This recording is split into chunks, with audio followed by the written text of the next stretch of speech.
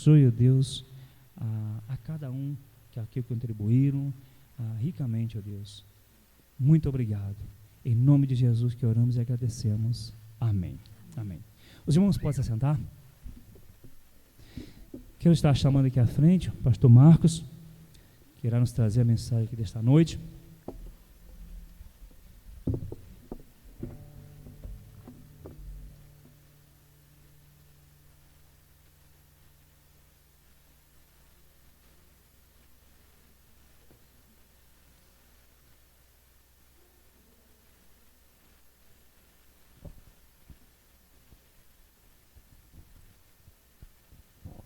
Boa noite, meus queridos irmãos. Alegria estar com os irmãos mais uma vez para juntos adorarmos ao nosso Deus, refletirmos na palavra do Senhor, estarmos juntos aqui novamente, apesar do frio, mas os nossos corações estão quentes, né? Obrigado. Amém. Antes de nós entrarmos no texto, eu gostaria de propor um exercício mental para os irmãos. Pensem em adolescentes com idade em torno de 12 anos que você conhece. Como que são essas crianças? O que elas fazem? Como que elas já reagem às situações da vida? Aqui na igreja tem alguém nessa faixa de idade? Com 12 anos de idade? Tem, né? Nós temos aí. Então, já está com o pensamento bem desenvolvido, já tem muitos questionamentos, muitas dúvidas, muitas perguntas. Eu me lembro dos meus quando tinham essa idade. E no dia 23 de junho de 2018, o mundo inteiro se comoveu com a história de um time de futebol que ficou isolado do mundo durante vários dias, no fundo de uma caverna na Tailândia. Os irmãos se lembram desse fato? Eu posso imaginar a apreensão dos pais, dos amigos, até a gente que estava do outro lado do mundo. Nós ficamos apreensivos sobre o que poderia acontecer com aqueles meninos e aquele treinador do time lá, preso naquela caverna. Imaginem os pais dessas crianças. Que situação desesperadora que os pais se encontravam. O clima aqui é de muita comoção. O povo realmente se uniu em prol desta causa. Essas são as palavras de Elisa Del Antônio, uma missionária brasileira que vivia na Tailândia na época do fato. Elisa e o marido Johnny atuam na Missão Ásia para propagar o evangelho no país. Os poucos cristãos convertidos sofrem perseguição religiosa. Durante as semanas de tensão, a missionária cotidianamente descrevia a apreensão que o país vivia naquele momento. Ela disse em uma dessas postagens aí: nós, cristãos e missionários nesse país, também nos solidarizamos com a dor do povo e temos nos unido em oração diariamente por esse caso. Desde o início, nós cremos em um milagre e já estamos experimentando o agir de Deus. A brasileira conta com otimismo sobre o desfecho feliz dessa história. Eles esperavam que os tailandeses reconhecessem a intervenção divina naquela situação. Ela ainda escreveu: um amigo tailandês me explicou que houve apenas 3 vezes em que o país se comoveu daquela forma. A primeira foi durante o tsunami de 2004. A segunda foi no luto pela morte do rei, em 2017. E a última vez, em 2018, com a tragédia dos meninos da caverna. Então, se o seu filho ou a sua filha de 12 anos de idade estivesse numa iminente situação de perigo, qual que seria a sua reação? O que você faria? Que medidas que você tomaria para defender o seu filho? Quase todos nós aqui somos pais, né? Quase todos nós somos pais. O que a gente faz para defender os nossos filhos? Chega a nos dar desespero só de imaginar vivendo numa situação de perigo com os nossos filhos, que nós tanto amamos e queremos proteger. Então, hoje, a história gira em torno de um pai e uma filha de 18 anos, que nós lemos aqui na leitura dessa noite. Eu queria te convidar a deixar a sua Bíblia aberta aí, no Evangelho de Marcos, no capítulo 5, é um parágrafo inteiro, ele é grande, mas a gente não pode fracionar esse texto, então nós vamos trabalhar com ele todo aí. Mas deixe a sua Bíblia aberta, em alguns momentos nós vamos lendo alguns versículos. Eu gostaria de, antes de iniciar, a gente destacar algumas palavras de Jesus nesse texto, para a finalidade a gente possa marcar a nossa introdução dessa fala do evangelista Marcos. A primeira delas: quem me tocou? Filha, a tua fé te salvou. Não tenha medo, apenas creia. Não chorem, ela não está morta. Menina, levanta-te. E finalmente, deem-lhe de comer. São frases pontuais de Jesus aí, ao longo desse texto que nós acabamos de ler. O texto começa com a expectativa de Jairo. Jairo era um líder da sinagoga, ele era a principal pessoa da sinagoga. Era dever do líder da sinagoga selecionar os leitores ou mestres que fariam as leituras dos textos da lei publicamente nas reuniões deles, examinar os discursos dos oradores públicos e ver que todas as coisas estavam sendo feitas com decência e de acordo com os costumes da tradição judaica.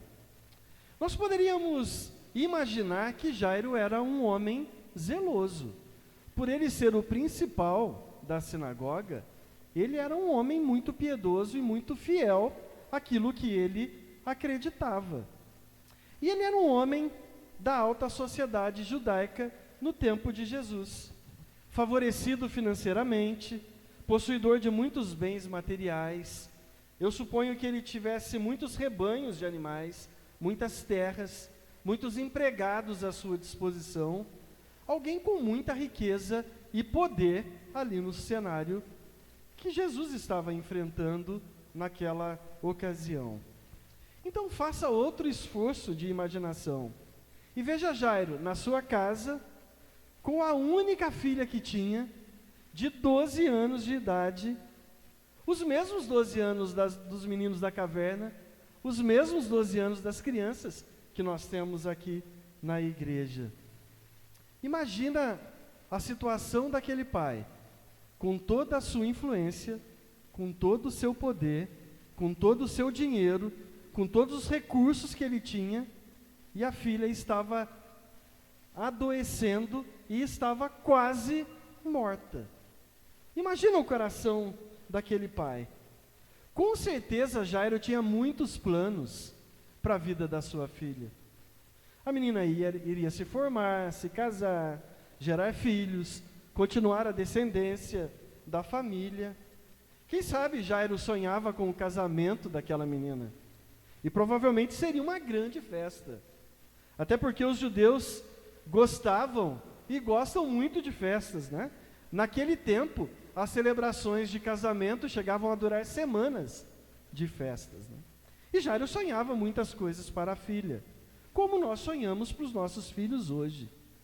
Nós ficamos planejando o que vai acontecer com o meu filho, com a minha filha, com quem que vai casar, como que será a sua vida longe da gente, a sua família, os valores, a sua fé. Nós temos vários pensamentos em relação aos nossos filhos. Mas de repente, o sonho daquele pai se torna um pesadelo. A sua filha estava gravemente enferma, à beira da morte.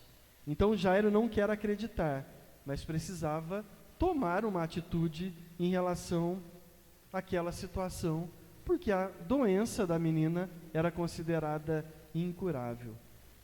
Jairo poderia procurar médicos e hospitais, mas a Bíblia não diz que ele fez isso.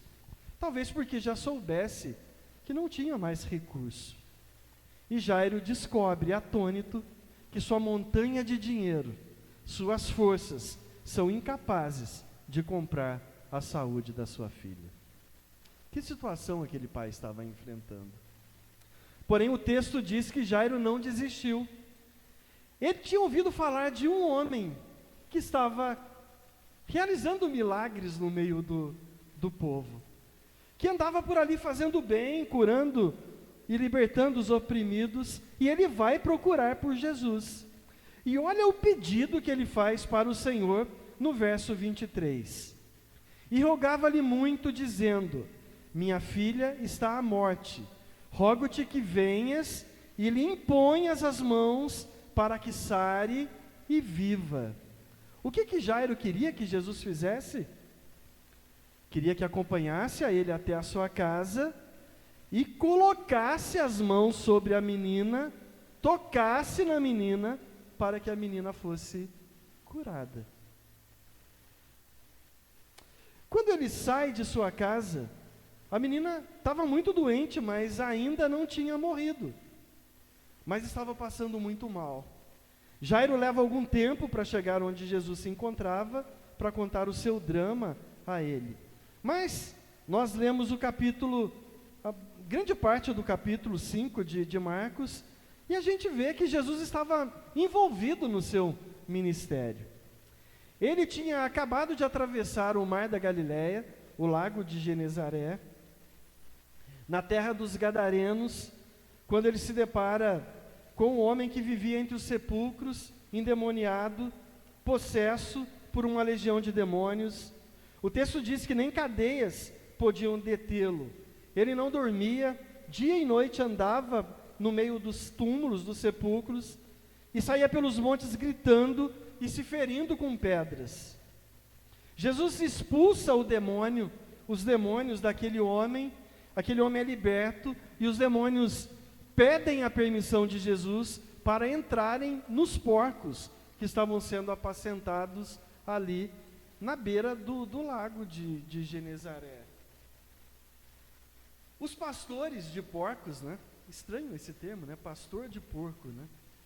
Os pastores de porcos saíram correndo, atemorizados, porque quase 2.000 porcos saem ribanceira abaixo e mergulha no mar da Galileia e morre. E aquele alvoroço começa a se espalhar. Um homem que cura, um homem que expulsa demônios, um homem que dá ordem e o demônio faz o que ele manda fazer. Um que era conhecido por eles, que era um homem terrível que vivia entre eles, um homem perigoso porque estava possesso por demônios e agora é liberto. E aquela multidão começa a se alvoroçar e se ajuntar. Então Jesus entra no barco, atravessa para o outro lado do mar da Galileia, e quando ele chega do outro lado, uma multidão já estava ali esperando por Jesus. E foi exatamente nesse momento que Jairo se aproxima de Jesus para pedir a sua ajuda. Imagina o desespero no coração de Jairo, e Jairo vai até Jesus, Jesus está envolvido no meio da multidão. É fácil acessar alguém que está envolvido no meio da multidão? Imagina o desespero de um pai vendo a filha morrendo, e para chegar perto de Jesus estava difícil porque tinha uma grande multidão, mas ele chega. E quando ele chega, Jesus concorda em ir com ele. Quando Jesus se direciona para acompanhar a Jairo, acontece um novo episódio. Uma mulher que há 12 anos sofria de uma hemorragia que já tinha gastado tudo o que tinha com recursos médicos e nada tinha resolvido o seu problema. Aliás, a sua situação estava piorando cada dia mais, nós lemos aí no texto. Ela chega por detrás de Jesus, no meio da multidão, e toca nas vestes de Jesus. Toca nas vestes de Jesus. Qual que foi a reação de Jesus? Opa, alguém me tocou. E aqueles discípulos olham como que zombando de Jesus, como que questionaram, não é possível. É claro que alguém vai te tocar, você está no meio da multidão. Aí Jesus fala, esse toque foi diferente, porque eu senti que de mim saiu virtude. Jesus conhecia a situação toda ali. Jesus é Deus, e Deus sabe de todas as coisas. Mas Jesus queria usar esse fato para tratar o coração daquele povo. Os incrédulos, os discípulos, recriminam Jesus, perguntando para ele quem tinha tocado.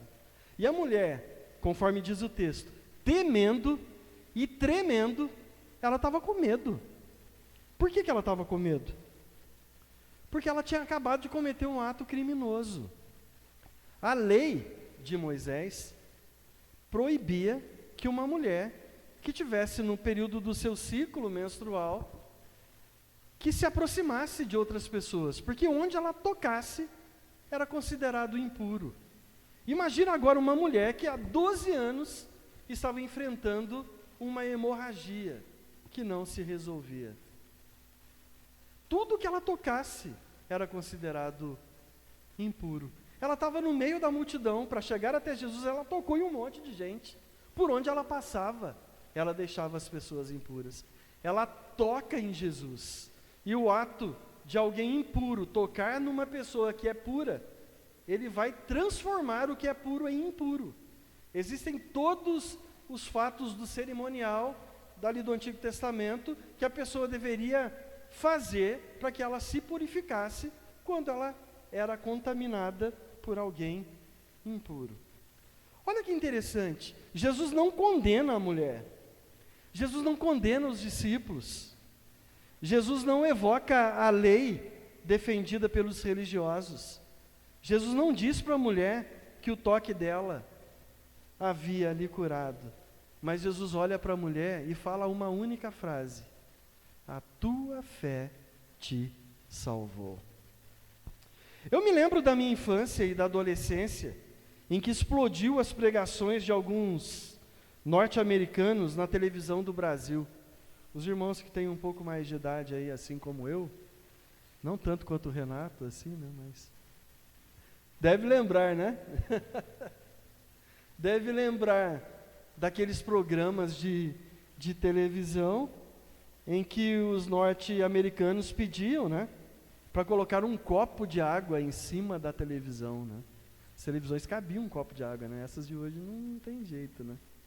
Colocar um copo de água ou colocar um lenço em cima da televisão, porque ele ia orar, e a pessoa que estava doente, que precisava de uma cura, tinha que tomar água, ou pegar o lenço e colocar em cima de onde estava com a doença, e a pessoa ia ser curada. Irmãos, nada disso tem base bíblica para ser realizado. Jesus não enfatiza a cura pelo toque, mas ele enfatiza a fé da mulher. Tocar em Jesus não é o mesmo que crer em Jesus. Estar no meio da multidão não é o mesmo de que ser discípulo de Jesus. O que deve ter sido difícil para aquela mulher entender é que tinha entrado em contato com alguém que estava disposto a se tornar impuro para que ela se tornasse pura. O natural no cerimonial da lei é que o impuro, quando tocava em alguém puro, ele continuava impuro. E a pessoa que ele tocou também se transformava em impura. Mas no caso da mulher, quando a mulher impura toca em Jesus, ela se purifica na hora. Na hora ela é purificada. Os irmãos conseguem enxergar o que Marcos está querendo dizer nesse texto? Consegue ver o que a palavra de Deus está nos revelando através desse texto? Em primeiro lugar, só é transformado, só é salvo aquele que tem fé. Versículo 34: Filha, a tua fé te salvou, vai em paz e seja curada desse teu mal. Em segundo lugar, aquele que pela fé toca em Jesus não é curado do mal, mas é salvo. Tocar em Jesus faz o impuro ser considerado puro. Esse encontro com Jesus, que fez Jesus se atrasar para chegar até a filha de Jairo, fez uma impura ser purificada, fez uma mulher cheia de fé ser salva por causa da pessoa de Jesus. Fez Jairo entender que aquele homem tinha poder de salvar a vida da sua filha, além de curá-la.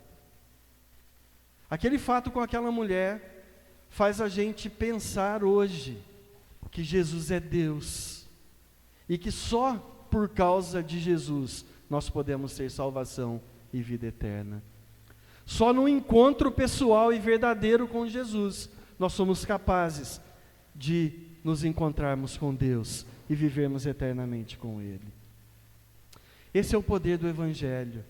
O toque em Jesus, o encontro com a cruz, faz um morto condenado ao inferno ser vivificado e ter a garantia de agora vivo morar eternamente com Deus. O profeta Isaías, no capítulo 53, versículos 4 e 5, diz que Jesus se tornou maldito por causa dos nossos pecados. O texto diz assim: certamente Ele tomou sobre si as nossas enfermidades e as nossas dores levou sobre si. E nós o reputávamos por aflito, ferido de Deus e oprimido. Mas Ele foi transpassado pelas nossas transgressões, moído pelas nossas iniquidades. O castigo que nos traz a paz estava sobre Ele, e pelas suas pisaduras nós fomos sarados. O Senhor Jesus se fez maldito por nós naquela cruz. O Senhor Jesus, que é puro, Ele se fez impuro, pendurado no madeiro, levando o peso do nosso pecado sobre os seus ombros, para que nós pudéssemos ser considerados puros diante de Deus. O desejo do evangelista não era relatar a cura de uma mulher, que ele nem cita o nome.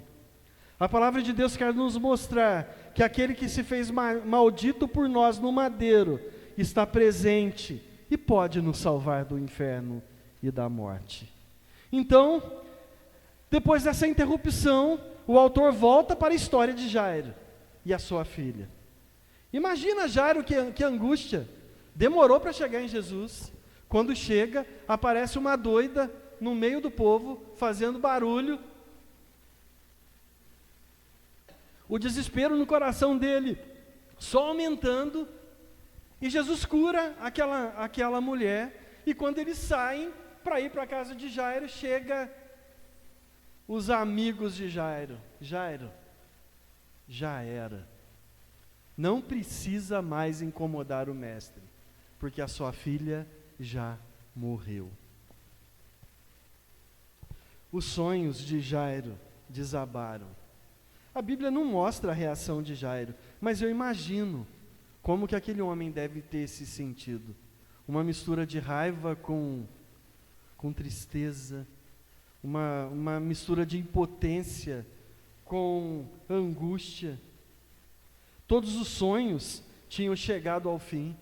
Talvez na cabeça dele a única coisa que passasse era: agora eu preciso cuidar do enterro, do funeral da minha filha. Eu acho que a pior dor que um pai pode sentir é a perda de um filho. Entretanto, o texto nos afirma que Jesus está ali e ouve todo o drama que Jairo está passando. E esta é a grande verdade que nós precisamos guardar nos nossos corações. Jesus está presente até quando nada vai bem. Ele está presente em todas as nossas aflições. Jesus está sempre presente. Ele nos ouve, Ele nos conhece, Ele sabe tudo ao nosso respeito. E é exatamente isso que o Salmo 139, versículo 6 nos diz: os teus olhos viram o meu embrião, Todos os dias determinados para mim foram escritos no teu livro, antes de qualquer um deles existir. O Senhor conhece tudo. O Senhor sabe de todas as coisas. Então, à luz deste contexto, eu queria refletir sobre 3 questões com os irmãos nessa noite. A primeira delas, nós devemos olhar como Jesus olhou. Olhar como Jesus olhou. Os versículos 38 e 39 dizem assim: quando chegaram à casa do chefe da sinagoga, viu Jesus um alvoroço, e os que choravam e faziam um grande pranto. Enquanto disse-lhes: por que vocês choram? A menina não morreu, mas ela dorme. Jesus estava vendo uma dimensão que nem Jairo e nem a multidão que estava ali conseguia enxergar. Aliás, a multidão que testemunha o milagre não é a mesma que agora está na casa de Jairo. A gente vê aí que Jesus impede aquela multidão de acompanhá-lo por causa da sua incredulidade. E os únicos que são permitidos acompanhar a Jesus foram os 3 discípulos mais chegados: Pedro, Tiago e João, e a família do próprio Jairo. Então é bem provável que o testemunho dessa história, que foi narrada por Marcos, tenha sido de Pedro, a testemunha ocular de toda a narrativa de Marcos, né? Então a gente vê o evangelista Marcos e nem Lucas, eles eram discípulos, mas Marcos escrevia sob a influência de Pedro, e Lucas escreveu sob a influência de Paulo. Então é bem possível que a narrativa aqui tenha sido detalhada por Pedro, que estava presente no ato, acompanhando a Jesus. Jesus estava olhando além das circunstâncias. Ele via algo que ninguém conseguia enxergar. Jesus estava olhando além da realidade do homem. Ele estava fitando algo que ninguém estava vendo. Por isso que a nossa visão, irmãos, é de suma importância para a nossa vida. Como que é importante a gente ter uma visão e um olhar para as coisas baseadas na fé no nosso Senhor Jesus, e não nas nossas próprias percepções. Tem um texto bíblico que diz que nós vivemos pela fé e não pela vista, não por aquilo que nós vemos. Por quê? Porque é o Senhor quem dirige as nossas vidas, e é baseado na palavra de Deus que nós devemos dirigir os nossos atos. Você ora quando você precisa tomar alguma decisão importante na sua vida? Você conversa com o Senhor? Você se debruça na palavra de Deus para encontrar resposta para o sofrimento que você tem enfrentado, para as dificuldades que você tem na sua casa, na sua família, no seu trabalho? O Senhor é o primeiro que deve ser consultado. E quando a minha visão é uma visão parecida com a de Jesus, o Senhor Jesus é o primeiro que precisa ser consultado. É o primeiro que deve ser consultado. Esse texto, ele quer nos mostrar que o Senhor Jesus tem o domínio sobre todas as situações. Ele é Deus e foi capaz de confundir a incredulidade daqueles que supunham que a morte era suprema. Portanto, a mensagem cristã fala de vida e não de morte. Nós podemos imaginar a dúvida de Jairo no momento que recebeu a notícia da filha morta. Se devia ou não pedir a Jesus que fosse para sua casa. Mas nós, hoje, não podemos ter nenhuma dúvida. Nós não podemos ter dúvida se é Jesus que nós precisamos consultar. Nossa fé deve estar inabalável na certeza de que Deus está presente e que através da morte e ressurreição de Jesus, nós temos vida eterna e a morte deixou de ser um problema para nós. Nós somos salvos exclusivamente pela graça de Deus, e a graça de Deus e o consolo do Espírito Santo nas nossas orações nos traz conforto quando a morte está na casa, e mesmo quando ali está a doença, ou a dificuldade, ou os problemas da vida. É o Senhor Jesus que tranquiliza o nosso coração. É o Espírito Santo quem dirige a nossa vida ao ponto de nós não nos prostrarmos diante de um problema que para o mundo seria o fim. Quantas pessoas nessa pandemia perderam seus entes queridos e não sabiam como lidar com isso? E cristãos piedosos, salvos em Jesus, passaram pelos mesmos problemas, sofreram as mesmas dores, mas estão firmes, porque sabem e confiam no Senhor Jesus e sabem que Ele é soberano para fazer até aquilo que nós não conseguimos entender. É muito mais fácil pensar em coisas passageiras, nas nossas enfermidades físicas, nas doenças que nós enfrentamos e até na morte. Mas nós nos esquecemos de lembrar que a fé é o único remédio contra a tristeza e o temor em momentos como esses de dificuldades, porque nós sabemos que nem a morte pode nos separar do amor de Deus. Como disse o pregador Billy Graham, a morte deve ser igual ao meu carro, ela só vai me levar para o lugar que eu quero ir. Você crê em Jesus? Você crê que a morte não existe na presença de Jesus? Você crê na ressurreição? Então não tenha medo, apenas creia. O pastor Donald Carson, comentando esse texto, ele disse que nós nem deveríamos chamar esses milagres de ressurreição. Nós deveríamos chamá-los de reavivamento ou de uma chance de prolongar alguns anos da vida. Porque todos os que foram ressuscitados, lembra do filho da viúva de Naim, a filha de Jairo, Lázaro, aqueles que Paulo e Pedro ressuscitaram lá nos Atos dos Apóstolos, eles voltaram a morrer.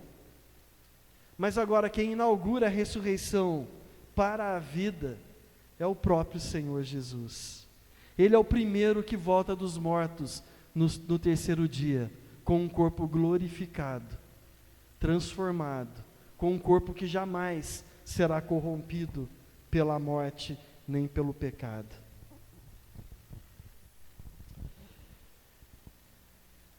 Aqui, nós lemos que Jesus fala, né? A menina não morreu, mas ela dorme.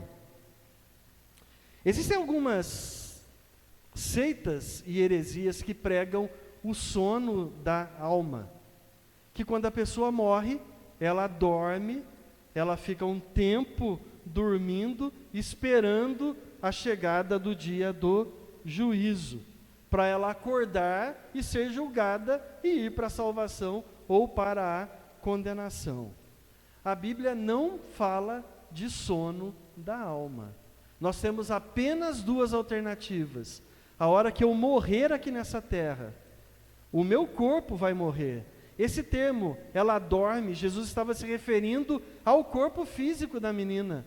O corpo físico estava num estado de inércia, um estado faltando vida. Por isso que Jesus fala, ela não morreu, ela dorme. A alma, ela não dorme. Ou nós vamos viver eternamente com o Senhor, ou nós vamos viver eternamente longe do Senhor. A gente vê a parábola do rico e do Lázaro, a gente não vê ninguém dormindo.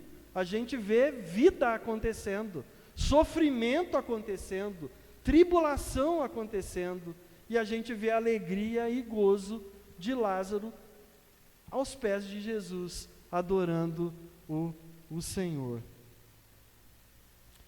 Então, o Senhor Jesus, Ele ressuscita para nos dar esperança, a esperança de que aqueles que creem em Jesus não morrerão para sempre, mas assim como Ele ressuscitou dos mortos, nós também ressuscitaremos com Ele. Paulo explica detalhadamente a ressurreição em 1 Coríntios, no capítulo 15, depois você pode ler aí na sua casa. Então, quando Jesus, no verso 39, ele disse que a menina não estava morta, mas dormia, ele estava enfatizando que ela tinha morrido, o corpo dela estava morto, mas que para Jesus não existe ninguém morto, Ele dá vida para quem Ele quer dar vida. E trazendo isso para a nossa vida hoje, significa dizer, não importa a luta que você está enfrentando, as aflições que você está suportando, os seus desafios, os seus projetos. O que a Bíblia está dizendo é que Jesus coloca vida na nossa luta.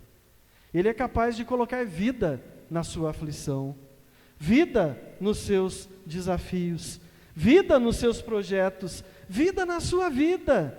Jesus cumpriu a morte no nosso lugar. Ele morreu para que aquele que cresce nele não precisasse morrer, mas viver eternamente. Você compreende isso? É muito comum ver gente perambulando pela vida, incrédulo daquilo que Deus podia fazer. Deus nos salva, não por causa daquilo que nós fazemos, ou por causa daquilo que nós deixamos de fazer, mas Ele nos salva por causa da sua graça, por causa da fé que Ele mesmo deu no nosso coração. Sem fé, é impossível agradar a Deus. A Bíblia diz que o justo viverá da fé, em Romanos. E é bem interessante esse versículo, que foi o divisor de águas na vida de Lutero. Lutero queria de todas as formas encontrar uma forma, um meio de agradar a Deus e não conseguia. Tudo que ele fazia era insuficiente para agradar a Deus. Ele jejuava, ele sacrificava, ele abandonou práticas, ele mergulhou no mosteiro e nada conseguia, ele não conseguia ver nada que pudesse agradar a Deus e conquistar o favor de Deus. Até o momento em que ele se debruça sobre a carta de Paulo aos Romanos, e ele lê: o justo viverá da fé. Sabe o que Paulo estava dizendo? Que o justo não recebe a salvação por causa de seus atos, mas sim por causa da fé. O justo não morrerá eternamente, mas ele viverá por causa da fé em Jesus Cristo. É a fé que nos livra da morte, não é as nossas atitudes, não são os nossos méritos. Por isso, meus irmãos, olhem como Jesus olhava para as situações. Os olhos de Jesus estão sempre além das circunstâncias. Os nossos olhos devem enxergar além do que o mundo enxerga. O mundo enxerga o imediatismo. Nós enxergamos o que está preparado para nós lá na eternidade com Jesus.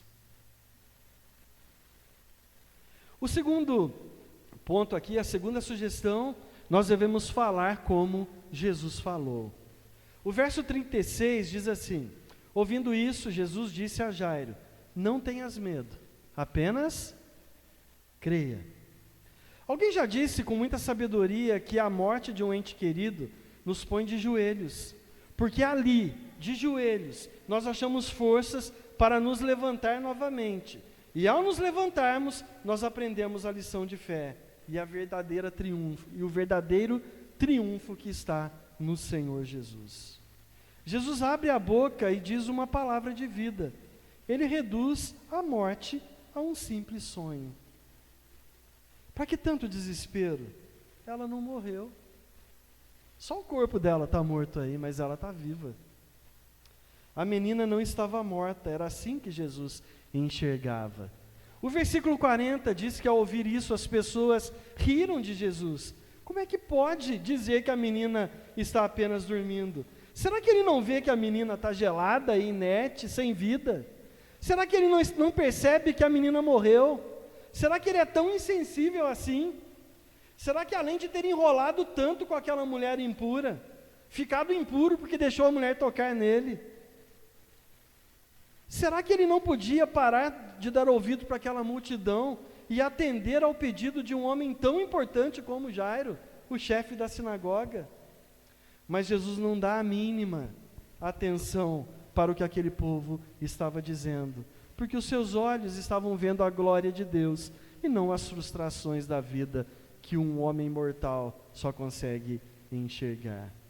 Jesus declara o que conhecia, ele demonstra seu poder, ele fala. Foi através da palavra que ele criou todas as coisas, inclusive você e eu. E através da palavra ele declara o seu poder sobre a morte. Ou seja, com os olhos, ele sendo Deus vê o que o homem não podia ver. E agora com a boca, ele declara que a menina não está morta. Então, em seguida, na língua que era falada pelo povo, o aramaico, Jesus carinhosamente chama a menina. Ele usa uma expressão em aramaico, talita cumi, que significa menina. Menina. Mas se a gente analisar profundamente esse texto, é uma palavra carinhosa, como que alguém com muito carinho chama uma criança para si. A palavra que caberia melhor aí dentro, naquele contexto dos judeus, era cordeirinha. Levanta daí. Cordeirinha, levanta-te. Todo o poder foi atribuído a Jesus nos céus e na terra. Ele é o Senhor soberano, inclusive da morte. E a morte não existe na presença de Jesus, para quem é salvo em Cristo. É apenas o nosso retorno para casa. A morte é apenas aquele carro que vai nos jogar nos braços do nosso Pai, aquele que a gente tanto ama. Então, meus irmãos, seja a sua palavra sem hesitação, sem medo, sem dúvida nenhuma. Eu não vou temer, porque eu creio em Jesus. O Senhor me salvou e nada pode me separar dele. O Senhor está presente, e mesmo que ao meu ver tudo está dando errado aqui, mas Ele está no controle, porque Ele é soberano. Se tudo der errado aqui, não tem problema, porque nós não somos daqui. Em breve nós viveremos eternamente com o Senhor nos céus.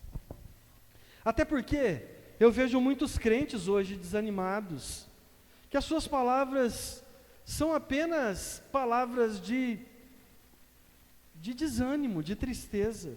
Muitos dizem: eu não vou conseguir isso. Isso é muito difícil. Nós estamos numa crise muito grande. Deus virou as costas para mim. Os irmãos da igreja não me cumprimentam mais. Tem gente falsa na igreja. Tem gente que não vive o que prega. Por isso eu não vou mais na igreja. Eu não vou na igreja de Itapeva. O povo não quer ir na igreja. Eu vou lá na igreja para ouvir aquele pastor falar de novo, cansativo, chato. Eu não quero mais. E são palavras de desmotivação, de desânimo. São palavras que não cabem a um coração que foi salvo por Jesus. Nós não devemos estar na igreja por causa de A, por causa de B. Nós não devemos estar na igreja por causa do pastor, por causa da liderança da igreja, porque eu quero encontrar com alguém que eu gosto, que faz tempo que eu não vejo. O nosso propósito de estar na igreja é estarmos em comunhão com o corpo de Cristo, com aquele corpo que foi comprado por Jesus na cruz, e que em breve será a noiva do Cordeiro e viverá eternamente com Deus. É para isso que eu tenho que estar na igreja. Então, meus irmãos, não se desanimem, porque as coisas não estão dando muito certo. Não desanimem, olhem para Jesus. Fixe os seus olhos em Jesus, que é o autor e o consumador da nossa fé. É Ele que dá a fé no nosso coração. É Ele que preserva a fé no nosso coração. E é por causa dEle que são todas as coisas. A Ele a glória eternamente. Amém. Tudo que você for falar ou fazer, passe pela peneira de Filipenses 4:8 primeiro. Você sabe o que está escrito lá? Em Filipenses 4:8.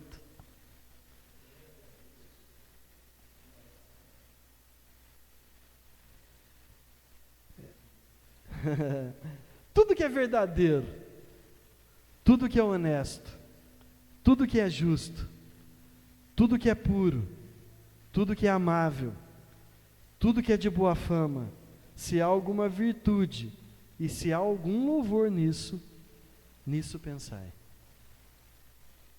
Pense nisso. Na boca do salvo em Jesus não pode ter lugar para murmuração, para reclamação, para fofoca, para maledicências. Se você é salvo por Jesus, esse tipo de comportamento deve ser abandonado da sua vida imediatamente. Então, até aqui o conselho é orar como Jesus olhou e falar como Jesus falou. E para nós encerrarmos, a terceira sugestão é agir como Jesus agiu. Os 2 últimos versículos aí do texto. Dizia assim: imediatamente a menina se levantou, pôs-se a andar, pois tinha 12 anos de idade. E logo foram tomados de grande espanto. Então ordenou-lhes expressamente que ninguém o soubesse, e mandou que lhe dessem de comer. Dê de comer à menina. Isso é muito interessante, né? Se fosse eu que estivesse lá e tivesse falado para dar de comer para a menina, ninguém ia estranhar, né? Falar, um gordinho está mandando dar de comer, só pensa em comida, né? Mas era Jesus que estava ali. Qual que é o propósito daquilo? Comer é natural. Está vivo, vai comer, uma hora ou outra vai comer. Por que pedir para dar de comer para a menina naquele momento, naquela ocasião? Sabe o que Jesus estava querendo dizer?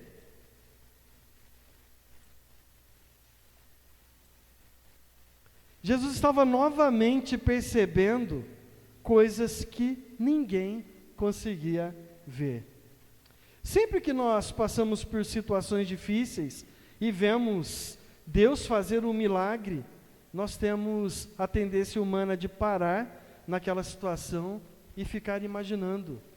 Já pensou se realmente nós tivéssemos morrido? Que tristeza ia ser! Como é que os meus parentes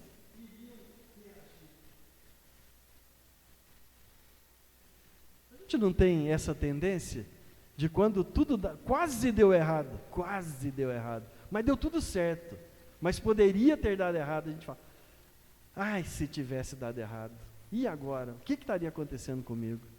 Ah, foi demitido 20 pessoas na tua equipe que tinha 21, só sobrou você. Ai, se eu também tivesse sido demitido, e agora? O que ia ser de mim? Você não foi demitido, Deus preservou o teu emprego, e se você fosse, Deus ia prover outro emprego, porque o nosso recurso não vem do nosso trabalho, o nosso recurso vem de Deus, é Deus que sustenta a nossa casa e a nossa família. Jesus queria cortar imediatamente essa tendência humana, e por isso ele ordenou que a garota fosse alimentada, ou seja, toca o barco, porque a morte não aconteceu, e se não aconteceu, não insista com o enterro, dá de comer para a menina porque ela está viva. Era exatamente isso que Jesus estava dizendo. Jesus deu vida à menina morta apenas pela sua palavra. Cordeirinha, levanta-te. E a menina imediatamente voltou à vida. Tal é o chamado do Evangelho, para os que por sua natureza estão mortos em delitos e pecados. Pela palavra é que se dá a vida espiritual. Todos os que viram e ouviram se maravilharam diante do milagre, porque era Jesus que estava ali, e pela palavra de Jesus a vida aconteceu. Talvez você tenha orado por alguém que ainda não foi salvo por Jesus. Nós temos pessoas queridas que nós queríamos que estivessem aqui conosco e não estão. Sabe por quê? Que elas não reagem? Porque elas ainda estão mortas nos seus delitos e pecados. Porque a palavra de Jesus ainda não chegou no coração daquelas pessoas. Mas não desanime, continue orando, continue levando a mensagem do Evangelho, porque na hora que o Espírito Santo quiser, Ele vai colocar vida na vida dessa pessoa querida que você tem clamado ao Senhor, e ela vai correr para os pés de Jesus, porque quem está vivo não vai fazer outra coisa que não ser correr para os braços de Jesus. Ainda que nós não possamos esperar que nossos filhos ou familiares mortos sejam ressuscitados fisicamente, nós podemos esperar o consolo quando nós estamos em provações. Tem muita dificuldade na vida que a gente não entende por que aconteceu. E a gente nem vai entender. Mas o Espírito Santo é o consolo. Deus é o socorro bem presente na hora da angústia, como nós já refletimos aqui anteriormente no Salmo 46. Não desanime diante da dificuldade. Por isso nós devemos ter a estrita confiança em Jesus. Ele está presente Nós devemos seguir a nossa vida com segurança, sem duvidar, porque o que duvida é como a onda do mar que é levada de uma parte para outra. Quem está vivo pelo Senhor Jesus não teme nem a morte, porque ela não existe para o salvo em Cristo. A morte física não é o fim, ela é o começo da vida. Quem crer em Jesus, ainda que esteja morto, viverá. Tem uma música muito interessante do Projeto Sola, eu já estou terminando, que se chama Confiança, e me motiva muito. Olha o que a letra dessa música diz. Fica tranquilo, eu não vou cantar, eu vou só ler aqui a letra da música.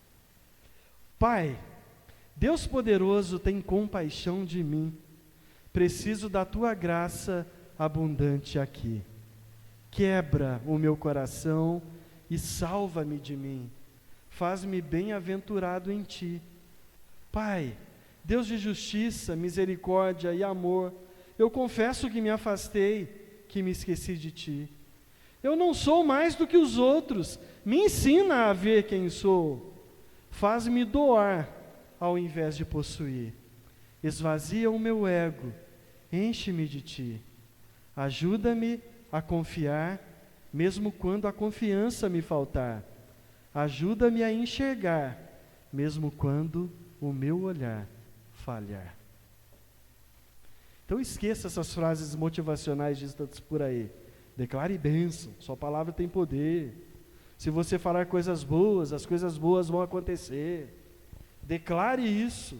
Irmãos, esqueça toda essa balela, essa conversa fiada. Mas lembre-se de aplicar na sua vida que o poder está nas mãos de Jesus. Tudo acontecerá de acordo com a boa mão dele, com a boa vontade dele. Como servos do Senhor, salvos em Cristo, as nossas obras serão boas, independente das circunstâncias da nossa vida. Nós somos salvos, e a árvore boa não pode produzir outra coisa que não seja frutos bons. Mas Deus que nos salvou vai nos usar como servos fiéis na sua obra aqui na terra. E essa atitude depende de nós. Eu me lembro de Moisés às margens do Mar Vermelho. Deus poderia dividir o mar sem a atuação de Moisés, mas ele envolve Moisés no milagre. Ele pergunta: Moisés, o que tem nas suas mãos? É por aí que vai começar o milagre. Toca no mar, que o mar vai se abrir. Então, meus irmãos, faça a sua parte, seja usado por Deus, não desanime, tenha atitudes que honrem ao Senhor, faça acontecer com as suas próprias mãos, comece uma vida nova, tome a iniciativa de resoluções que precisam ser resolvidas, anuncie com alegria ao seu amigo que está perdido, que através de Jesus ele pode ser salvo. Dê bons frutos onde Deus colocou você. Honre o Evangelho de Cristo. Honre ao Senhor. Louve a Deus com a sua maneira de viver. Tenha atitudes parecidas com o Senhor Jesus. O bom discípulo faz de tudo para copiar as atitudes de seu mestre. E o nosso mestre é Jesus. Haja como ele agiu. Eu quero concluir a minha palavra aqui dizendo que quando Jesus olha para você, ele não vê a morte, mas ele vê a vida. Quando Deus olha para nós, mesmo sendo pecadores, cheios de práticas e pensamentos que mancham o nosso relacionamento com Deus, ele não vê o meu pecado, ele vê a graça imputada sobre a nossa vida. Sabe por quê? Porque Jesus pagou o preço pelo nosso pecado. E por isso Deus não vê o nosso pecado. Ele vê o seu Filho crucificado, derramando o seu sangue naquela cruz, se tornando maldito em nosso lugar. Ele vê o sacrifício de Jesus justificando a minha incapacidade de me salvar a mim mesmo. A justificação é um termo jurídico que diz tornar alguém justo. Não porque ele é justo, mas porque quem o tornou quis considerá-lo como justo. É isso que Jesus fez por nós. Nós não poderíamos pagar a salvação diante de Deus. E Jesus, sendo Deus, sendo homem, sendo perfeito, ele se entrega naquela cruz. E ele fala: você não pode, mas eu posso. E eu vou dar a minha vida no seu lugar, para que você não herdasse a morte, mas para te dar vida e vida eterna. É assim que Jesus fez. Isso é graça. Isso não depende de mim. Se dependesse de mim, eu estaria condenado, porque todas as minhas ações são más. Os meus pensamentos são maus, as minhas atitudes são más. Até quando eu faço coisas boas, eu tenho motivos maus naquilo que eu estou fazendo. Então eu não sou capaz de me salvar. Mas o Senhor Jesus pode, porque Ele é Deus e Ele é perfeito. No versículo 43, a ordem de Jesus foi para os pais não propagarem o milagre, para que a notícia não se espalhasse e a agitação difundida não precipitasse uma crise, que acaba acontecendo. A gente vai ver ao longo do Evangelho de Marcos, que a notícia espalha e o alvoroço continua e os fariseus se revoltam contra Jesus, até culminar na morte de Jesus naquela cruz. A melhor interpretação para o milagre da menina é enxergar que a morte não é nada diante do autor da vida. A igreja de Tessalonicenses tinha a mesma dúvida que muitos têm hoje, né? O que vai acontecer depois que eu morrer? Então Paulo, em 1 Tessalonicenses, capítulo 4, 13 e 14, ele diz o seguinte: irmãos, não quero que vocês sejam ignorantes quanto aos que dormem, isto é, quanto àqueles que morrem fisicamente, para que não se entristeçam como os outros se entristecem porque não têm esperança. Se nós cremos que Jesus morreu e ressurgiu, nós cremos também que Deus trará, mediante Jesus e juntamente com Ele, aqueles que nele morreram. Não tem morte para um salvo em Jesus. Mesmo aqueles queridos que morreram em Cristo, eles ressuscitarão e nós teremos condições de revê-los novamente no céu. Você que creu em Jesus não precisa ficar com medo da morte. A morte física precisa gerar alegria e consolo no seu coração, em saber que quando nós morrermos aqui, nessa terra, imediatamente estaremos com Jesus num corpo glorificado, livre de dor, de angústias, de sofrimento e do pecado. Por isso que é um tempo para você se levantar e fazer um compromisso com Deus e mudar a sua visão espiritual de morte para vida. Falar palavras de vida que proclamam o Evangelho para os que estão perdidos. Use suas mãos para alegrar por ter sido liberto da morte, para servir ao Senhor com alegria. Enche os seus olhos com a mesma visão de Jesus. Nosso alvo não pode ser as coisas dessa terra. Nosso coração não pode estar apegado às coisas materiais. Por isso que o salvo em Cristo é generoso. Ele não faz questão de coisas materiais, mas ele serve ao reino de Deus, ele serve ao corpo de Cristo, ele socorre os irmãos que estão necessitados, porque ele sabe que tudo que eu estou fazendo aqui, eu estou honrando ao meu Senhor, porque eu sou salvo em Jesus, e um salvo não sabe fazer outra coisa que não seja dar bons frutos. Ao abrir seus olhos espirituais, Jesus está sempre dizendo a você: não tenha medo, apenas creia. Diga ao Senhor essa noite: Senhor, eu não quero ser o mesmo. Eu quero fechar a porta do meu passado e pedir ao Senhor que me dê uma nova visão espiritual. Ajuda-me a confiar, mesmo quando a confiança me faltar. Ajude-me a abrir a boca e usar as minhas mãos para celebrar a vida que há em Ti, que nós recebemos por causa da morte de Jesus naquela cruz. Encha-nos com fogo que nos incomoda, que nos faz deixar as impurezas dessa vida. Encha-nos com Teu Espírito, inunda o nosso coração com uma nova visão espiritual que procede de um único lugar, que é do Seu trono, Pai.